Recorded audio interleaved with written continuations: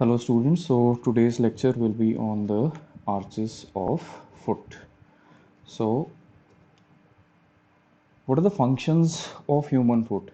Primarily one is the supporting the body weight, and second thing is, as you can see here, while walking it is serving as a lever to propel the body forward during walking as well as during running. And where is the fulcrum of this lever? At the level of heads of metatarsals. Where is the load acting on this lever? The body weight is acting at the level of ankle joint vertically downwards, and which is the force or the effort that is provided by the gastrocnemius and soleus through the tendocalcaneum, which is inserted on the middle one third of posterior surface of the calcaneum. So the functions of foot are supporting the body weight and serving as a lever to propel the body forward. Here you can see how it is acting as a lever. This is the point where the fulcrum is acting at the level of metatarsophalangeal joints. This is the tendoachilles, gastrocnemius and soleus. They contract and they cause plantar flexion, which helps in moving the body weight upward and forward, right? Okay.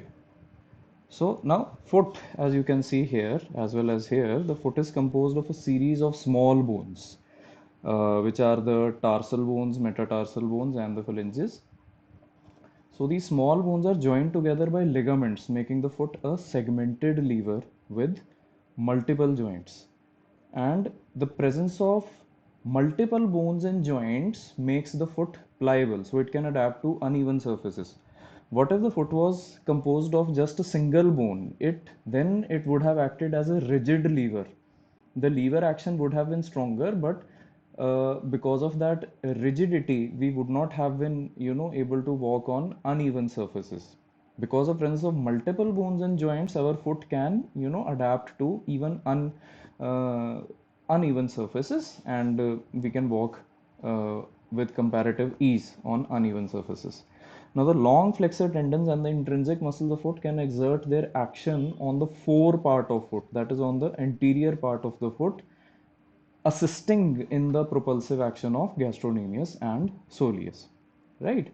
Okay, so before going further, we will first revise the bones of the foot. For that I will have to change to this scene, right? So we know that which are the bones of the foot. Just let me remove this coloring option. Yes. Now starting from the posterior aspect, we know this is the calcaneum, then this is the talus.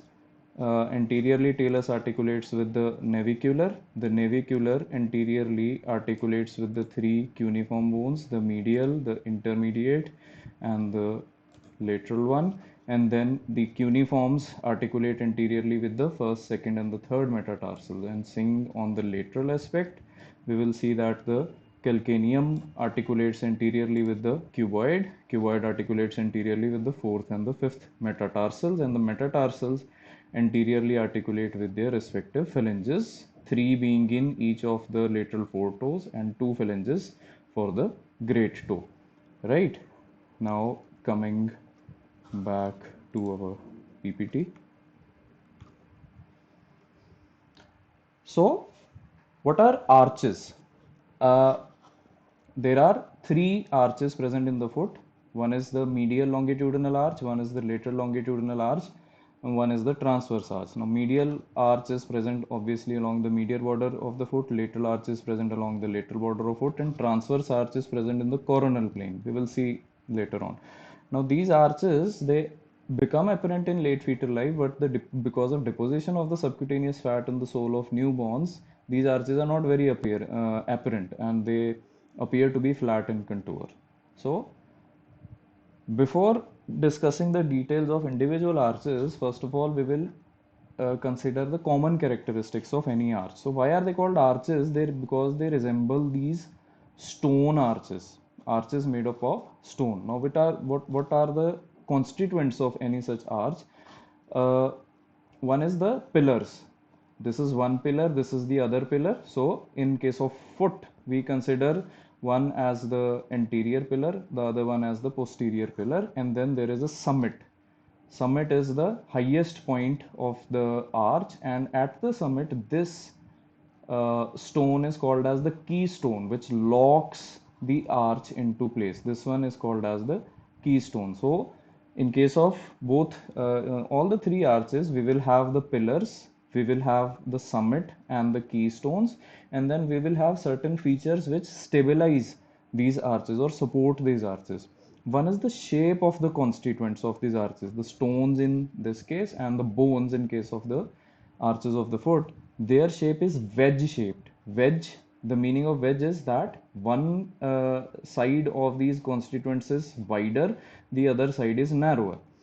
Right, so the dorsal side of the bones is wider, whereas the plantar side of the bones is comparatively narrower. That is why this length of the arch is comparatively shorter and this length of the arch is comparatively greater. This is what leads to the curvature. अगर ये दोनों sides were equal in length, then there would be no arch, it would be a flat structure. Right, so the constituents are wedge shaped and there is a central keystone which locks the arch in place. Second are the intersegmental ties or staples which bind the adjacent components of the arch together. Right, so in case of plantar arches, the intersegmental ties are the ligaments which bind either the adjacent bones together or slightly separated bones also together. Third are the tie beams. Now tie beam is this. You see that tie beam is binding together the two ends of the arch so that it keeps the arch in an arched fashion, does not let it become flattened. So tie beams we will see in case of the arches of foot, which structures act as tie beams. Then there is suspension. Suspension is something which pulls the arch from above. So this one is labeled incorrectly. Suspension pulls the arch from above, whereas the slings provides support from below to the arch. Right. So in case of medial longitudinal arch, we will see which is the anterior pillar, posterior pillar, and the summit, and what are the intersegmental ties, tie beam, suspension, and the sling. So we will discuss these features in case of all the three arches: medial longitudinal, lateral longitudinal, and then the transverse arch. So first of all, we study the medial longitudinal arch. The first thing that you will read in your books is that medial longitudinal arch is small part of a large circle. The summit is high. Now to demonstrate this point, I have drawn these two circles and I have drawn these two lines. These two horizontal lines are of the same length because the medial and longitudinal arches are more or less of the same length. Now this represents the medial longitudinal arch, whereas this represents the lateral longitudinal arch. There the distance between their anterior and posterior ends is the same, but the medial longitudinal arch has a higher summit and the lateral longitudinal arch has a lower summit. So you can see why medial longitudinal arch is called as a large part of a smaller circle, whereas lateral longitudinal arch or LLA is the small part of a large circle. Right? So which are the bones present in the medial longitudinal arch? If we start from behind, first of all there is calcaneum, then there is talus, then there is navicular, then there are the three cuneiform bones, and then there are the first three metatarsal. First, second, third one is not visible here. Right, so the medial longitudinal arch ends at the level of the heads of metatarsals, because heads of metatarsals are always in contact with the ground. Right, so the bones are these in case of the medial longitudinal arch. What is the summit of the medial longitudinal arch? That is the upper surface of the talus, that is the trochlear surface of talus, which participates in formation of the ankle joint. In the demo that I will be uploading later on, I have called the summit as the head of talus. No, that is the keystone of the medial longitudinal arch. The summit of the medial longitudinal arch is the proximal trochlear surface of the talus. Right, then what is the posterior pillar? Posterior pillar is the medial tubercle of the calcaneum, and the remaining part can also be called as the posterior pillar constituent summit से लेके posterior end तक, so medial part of calcaneum. Then anterior pillar is obviously the anterior end is the heads of the first three metatarsals. Keystone is this thing, the head of talus, which is lodged between the navicular anteriorly, the shelf-like medial projection of calcaneum that is called as sustentaculum tali inferiorly, and there is a ligament between the anterior end of sustentaculum tali and the navicular that is called as the spring ligament or plantar calcaneo-navicular ligament, because it is extending from calcaneum to navicular on the plantar aspect. It is also called as plantar calcaneo-navicular ligament. So spring ligament. This part of head of talus is supported by the spring ligament, right? And so now this arch has greater number of bones and hence greater number of joints as compared to lateral longitudinal arch. So it is less rigid and more resilient, right? Okay, now if we have a look at the 3D model, I will just show you where is the,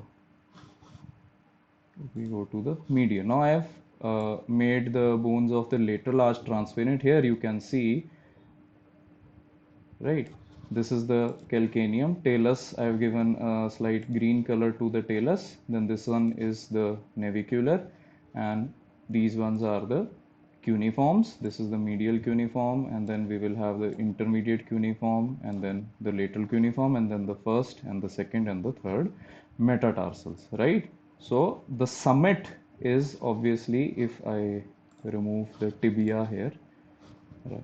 Yeah. So summit is the trochlear surface of tibia, and this is the keystone, this wedge-shaped anterior end of talus, which is wedged between navicular anteriorly, sustentaculum tali of calcaneum inferiorly, and this is your spring ligament or the plantar calcaneo-navicular ligament. Right? Okay. Okay. So this is the medial longitudinal arch. Then we will discuss what are the structures which support the medial longitudinal arch.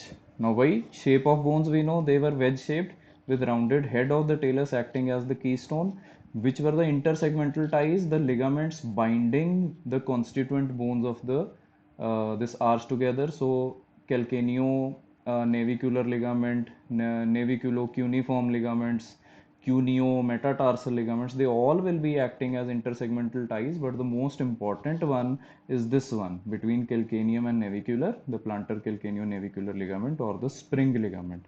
This itself is the spring ligament is supported by the tendon of tibialis posterior, which passes beneath it. This you will be able to see in the demo video. And then what are the tie beams which bind the two ends of the arch together? Multiple structures act as tie beams. The most important one is the plantar aponeurosis. You can see here the plantar aponeurosis plus the medial muscles, the muscles of sole of foot which are present towards the medial aspect. कौन-कौन से होते हैं? Abductor hallucis, flexor hallucis brevis, medial parts of flexor digitorum brevis as well as flexor digitorum longus and flexor hallucis longus as well. They all will be acting as tie beams. Most important one is the plantar aponeurosis. Then what is acting as suspension from above? That is the tendon of tibialis anterior, which comes and inserts over medial cuneiform and the base of the first metatarsal, and which provides support from below, acting as a sling. That is the tibialis posterior, and its slips sent to the tarsal and the metatarsal bones. Now again coming to the 3D structure.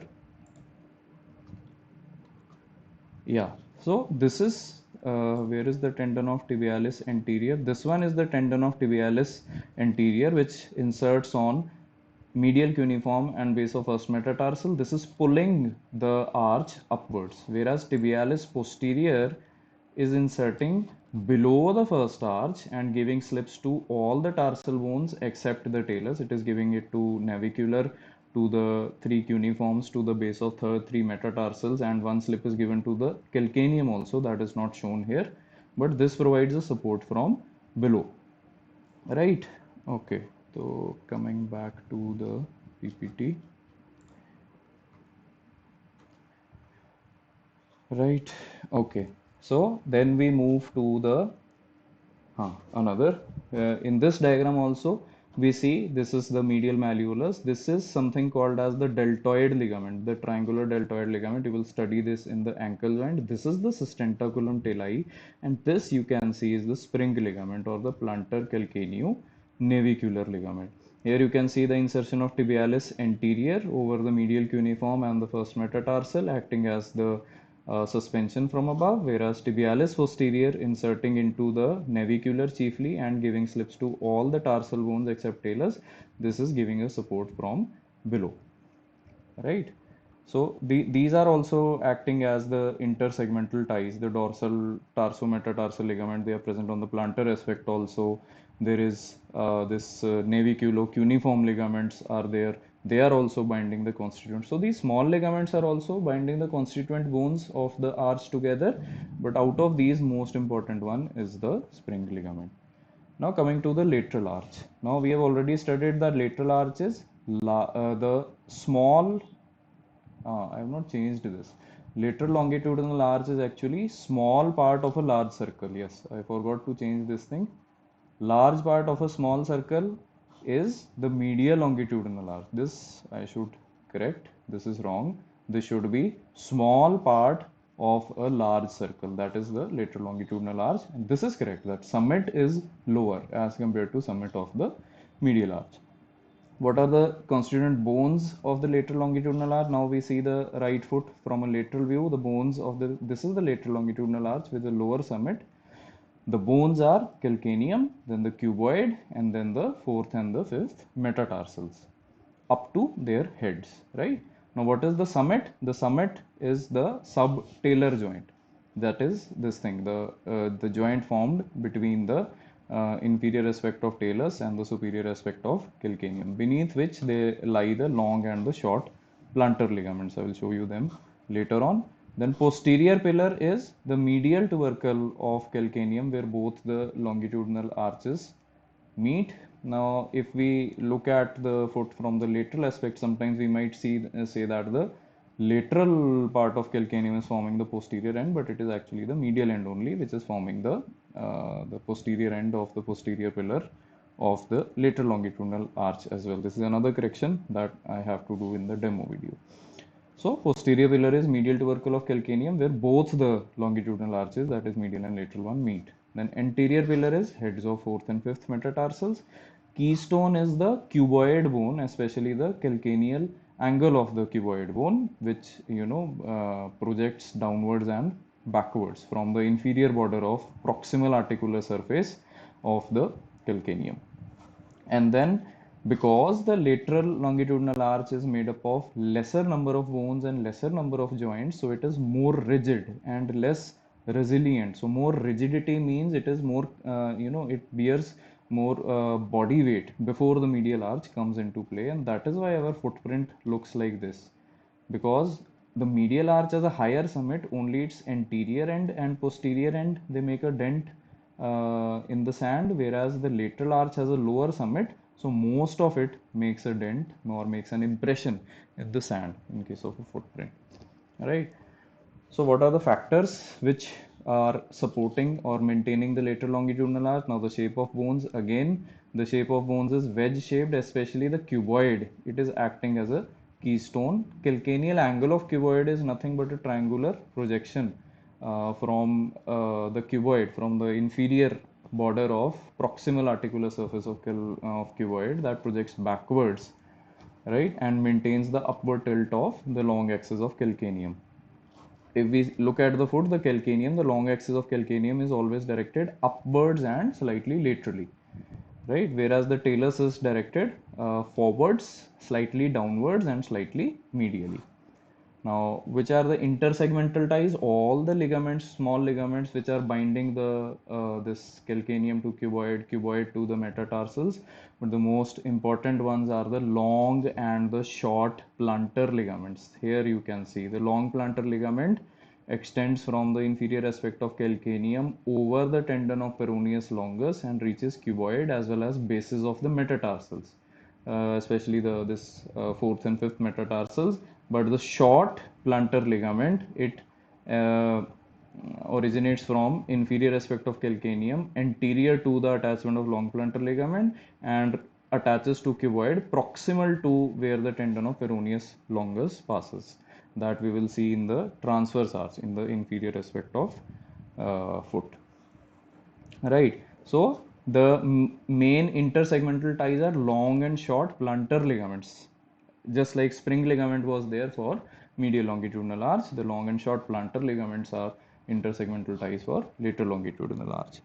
Then, which are the tie beams? These are same as the medial longitudinal arch, the muscles which are present on lateral aspect of the foot. Plantar aponeurosis is common, lateral part of plantar aponeurosis will be there. Which are the muscles in lateral aspect of foot? Abductor digiti minimi and flexor digiti minimi brevis.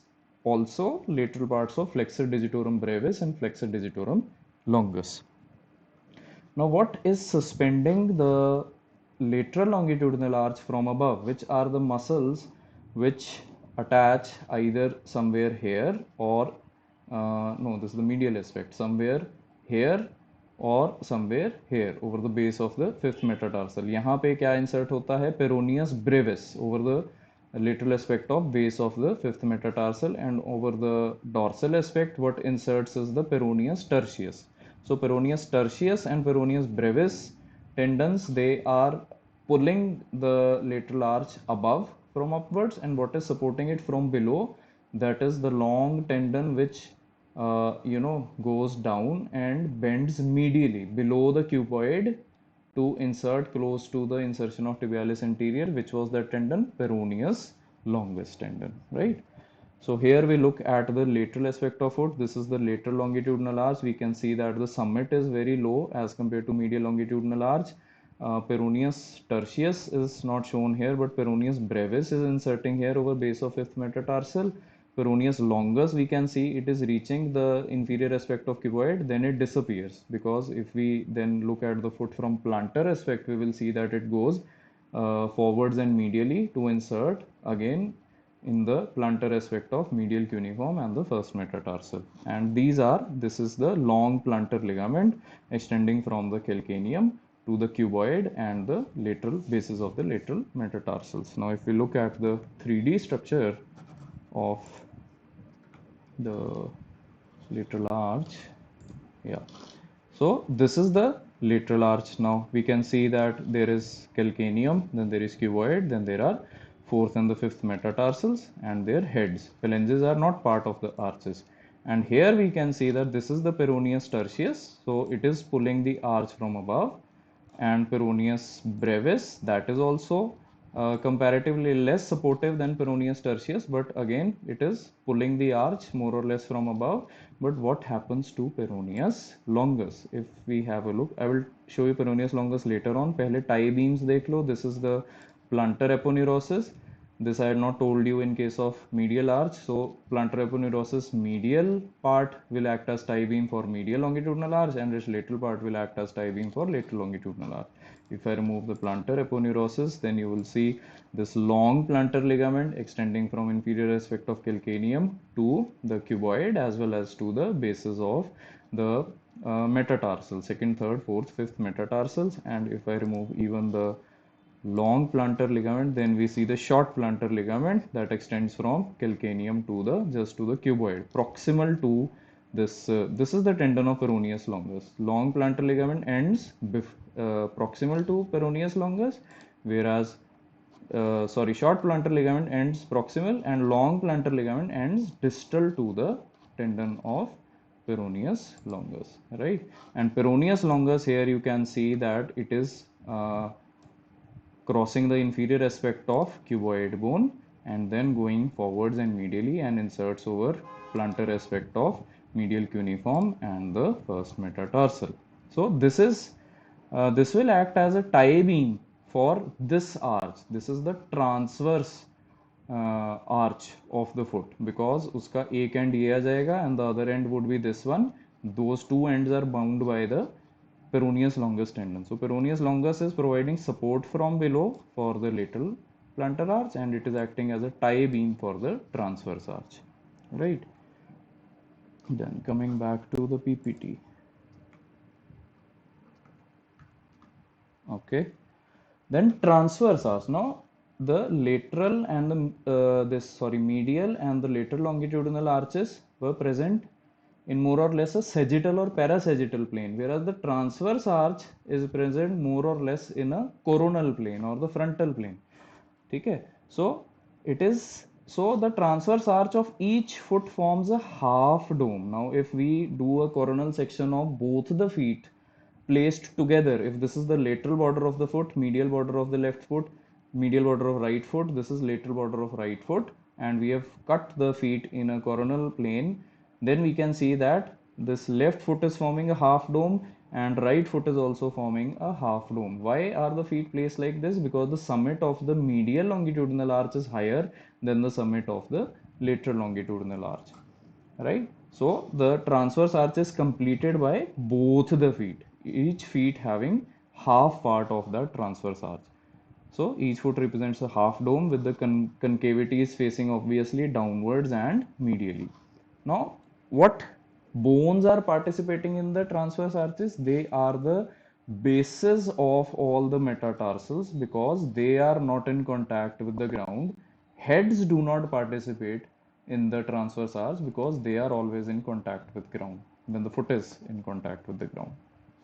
So transverse arch is found by bases of the all the metatarsals, then the three cuneiform bones, and then latermost is the cuboid bone, right? So if I show you in the 3D model, again if I shift to this thing and go to the general, right? So this area is forming the transverse arch. This was the medial longitudinal arch, this was the lateral longitudinal arch. This is the transverse arch formed by the bases of all the metatarsals, because the base of the first and second metatarsals, they are higher placed. This is half dome, and posterior to them we have the three cuneiforms and the cuboid bone. So this is the transverse plantar arch. Moving back to the PPT. Right. So what are the factors maintaining the transverse arch? Same again, shape of the bones is typical wedge shape of the three, especially the middle, these three cuneiform bones, and as well as the bases of the metatarsals, they are all wedge shaped. Then we have especially the bases of the middle three metatarsals. Intersegmental ties, the deep transverse metatarsal ligaments, then the dorsal interossei are also binding all the metatarsal bones together. Then the oblique and transverse heads of adductor hallucis also, if you will remember, they take origin, the adductor hallucis takes origin from the cuboid as well as the bases of metatarsals, and the transverse head takes origin from anterior parts of the metatarsals. So these heads of adductor hallucis are also binding the metatarsal bones together. What acts as the tie beam? I had already told you that tendon of peroneus longus. This is the tendon of peroneus longus lying deep to. This is the long plantar ligament. उसके deep से जा रही है peroneus longus. This is acting as tie beam for the transverse arch. And what is acting as suspension? Whichever tendons were acting as suspension for both the medial and lateral longitudinal arches, they are going to act as suspension for the transverse arch as well. That is peroneus tertius and peroneus brevis for the lateral longitudinal arch. They act as suspension for lateral part of transverse arch as well. And tibialis anterior, which was acting as suspension for medial longitudinal arch, that is going to act as suspension for medial aspect of the transverse arch as well. So suspension supports are the same. So this is the plantar aspect of the right foot. Here we can see more superficial one. Plantar aponeurosis has been removed here. This is the long plantar ligament. Then there is the deep to, that is the tendon of peroneus longus, going passing deep to plantar aspect of, not deep to, passing over the plantar aspect of cuboid bone, inserting over the medial cuneiform and the base of first metatarsal. On the lateral aspect, medial aspect पे tibialis anterior inserts. This is the tendon of tibialis posterior inserting over the navicular, the three cuneiforms. It gives slips to the metatarsals also. It gives a slip to the calcaneum also. That is usually not shown, but does not give any slip to the talus. And then these are the, this is our spring ligament or the plantar calcaneonavicular ligament. There are multiple other ligaments which are binding the various components of the arches together, but you need not remember their names. And then one more is the short plantar ligament. So these are the intersegmental ties for the lateral uh, plantar arch. Okay, so what are the functions of the arches of foot? One is the proportional distribution of body weight. Now, when you are standing, not moving, you are simply standing, the weight is borne on both the feet. Now, in case of suppose a person is weighing 72 kg, so each foot is going to bear support 36 kg. Out of that 36 kg, half is supported on the posterior end of the foot, that is the heel or the this medial tubercle of this calcaneum, that is 18 kgs, whereas the rest half of the weight borne by that foot is supported on the heads of the metatarsals. So these heads, they form not 5 but 6 bearing points, one each by the head of fifth, fourth, third, and the second metatarsal. The first metatarsal, if we see here, bears two weight bearing points formed by the sesamoid bones in the insertion of flexor hallucis brevis.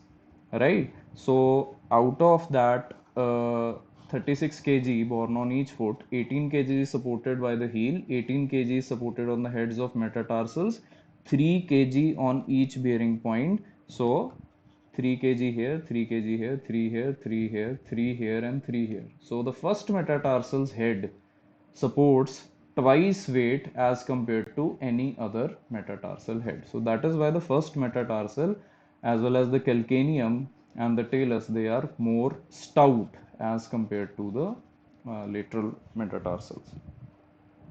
Then, so proportional distribution of body weight to the ground. So body weight is distributed further in the foot.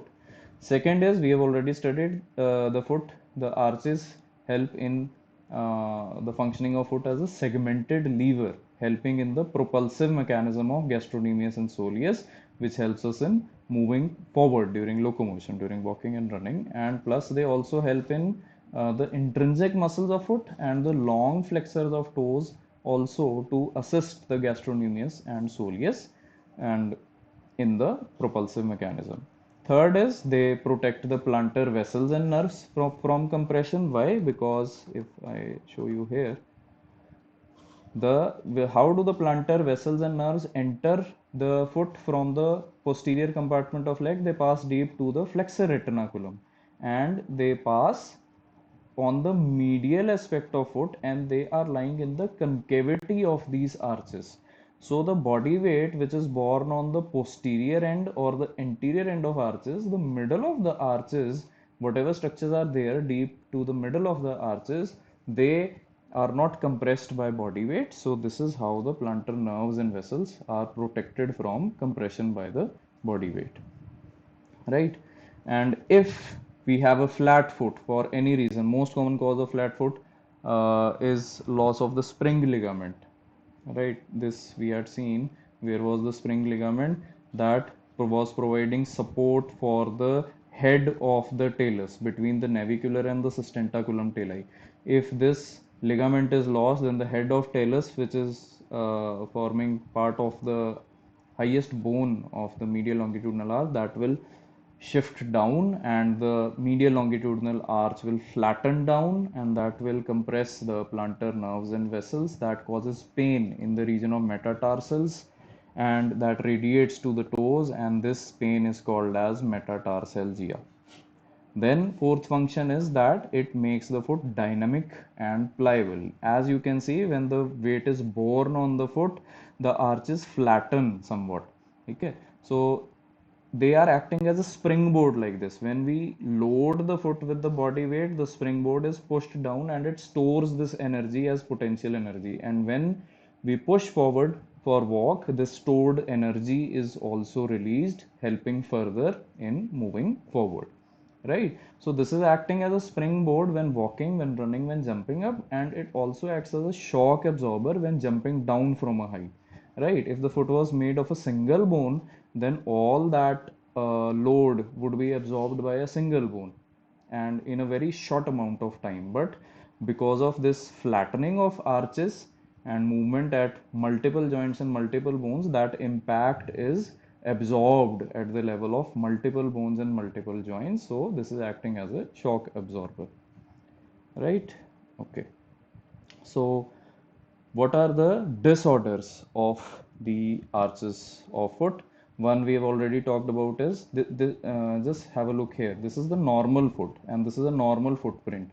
This is the medial aspect, lateral aspect. Medial side where the medial border of foot does not form much impression because the summit of medial longitudinal arch is higher, and the lateral arch forms a comparatively almost complete impression in the footprint. This is normal foot. Now, if the medial and lateral longitudinal arches are lost and the foot becomes flat, that is called as flat foot or fallen arch or pes planus, right? So, what is that going to cause? It is going to compress the plantar nerves and vessels. It is going to cause pain. So, what are the causes of pes planus? It might be a rapid increase in body weight. It might be loss in tone of leg muscles on prolonged standing or fatigue. It might be because of faulty footwear, because of bad walking, because of long, slender, rapidly growing foot seen in adolescents, or pathological cause might be the this loss of the spring ligament. It is the duration of the stress that is more important as compared to the severity of stress. Now, if we consider two cases, one is athletes whose feet are exposed to very high amounts of stress during running and other sports in which impact of feet on the ground is involved. So, they involve very high levels of stress on the arches of foot, but for a comparatively shorter duration of time.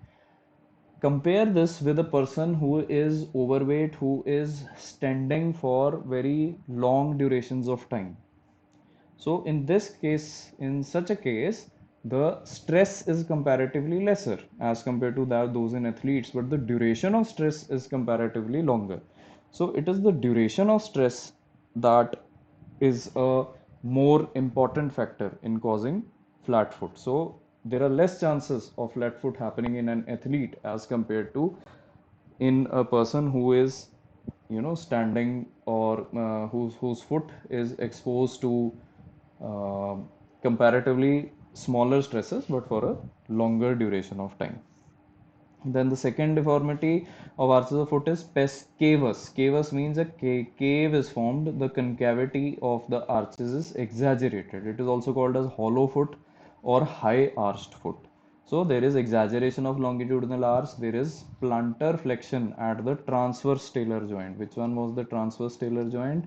It is shown in one of the figures. Yes, this one is the transverse talar joint formed by the calcaneocuboid joints and the talocalcaneonavicular joints. These together are called as the this transverse talar joint, and there is the foot is plantar flexed at this thing, so the anterior end of the foot is comparatively lower as compared to the posterior part of the foot, right? So that causes the pes cavus or the high arched foot. Then there is something called as club foot. It may be congenital or acquired. Club foot may, the common term is used as talipes. Talipes equinus means walking on the toes. Talipes calcaneus means walking on the heel. Talipes valgus means the foot is everted. Talipes varus means the foot is inverted. So there might be combinations of these deformities. The most common combination is congenital talipes equinovarus. Equino, so it is the person is walking on toes, and varus, so the foot is inverted. So the person walks on the anterior part of lateral border of their foot. This is a very common congenital anomaly, very commonly associated with spina bifida. But other combinations also exist. Talipes calcaneovalgus also exists. That is, the person walks on their heel with the sole everted. Talipes calcaneocavus also exists. That is, the person walks on their heel with an exaggerated arch or a high arch.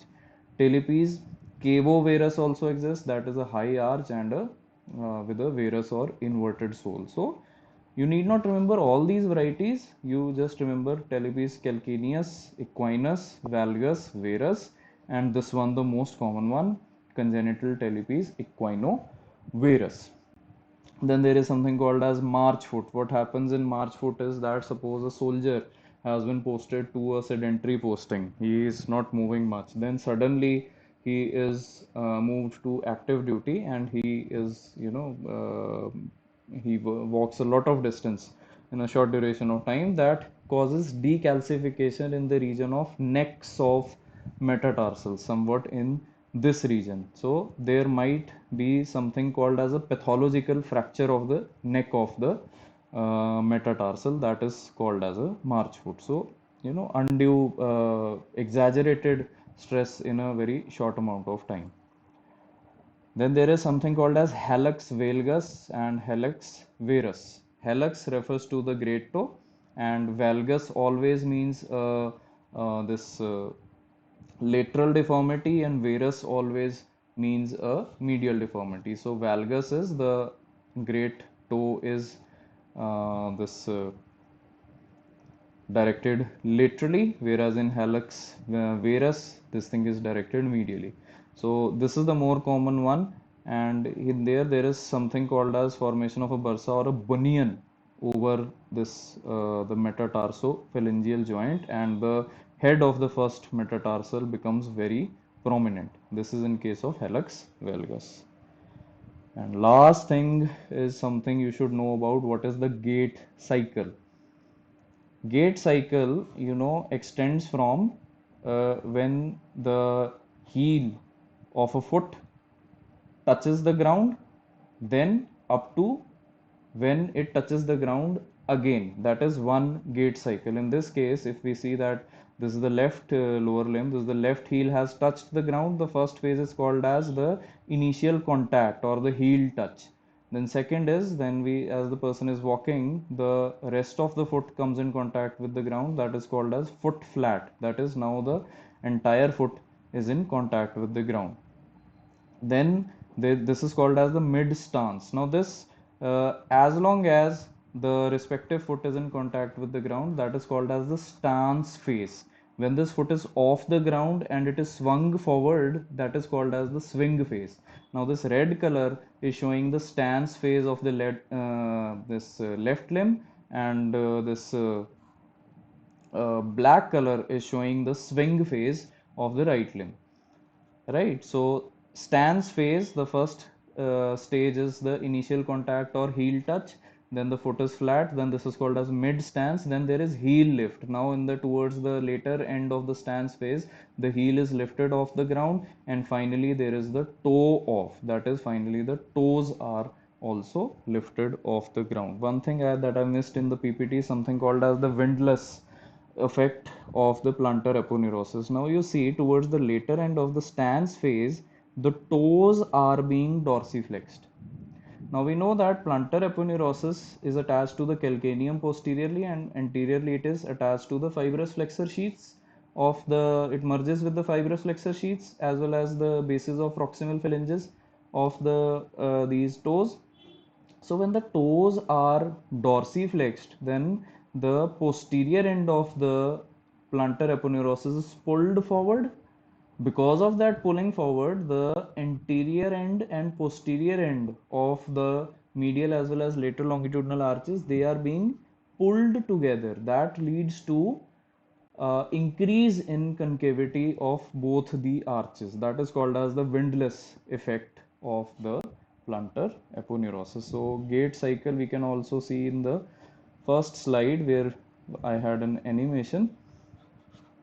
This one, not this one, second slide. Yes, this is heel touch, then foot is flat, then heel lift off, and finally toe off. Again heel touch, foot is flat, then now the dorsiflexion is happening at toes, heel lift and toe off. So these are parts of. Now this is the stance phase of the right limb. Whereas if you look at the focus at the left limb, now ये उसका toe off हुआ. This is the swing phase of the left limb. Then उसकी heel touch जैसे ही होएगी यहाँ पे, that will be the beginning of the stance phase of the left limb. Swing phase of left limb ends now, and stance phase of left limb starts.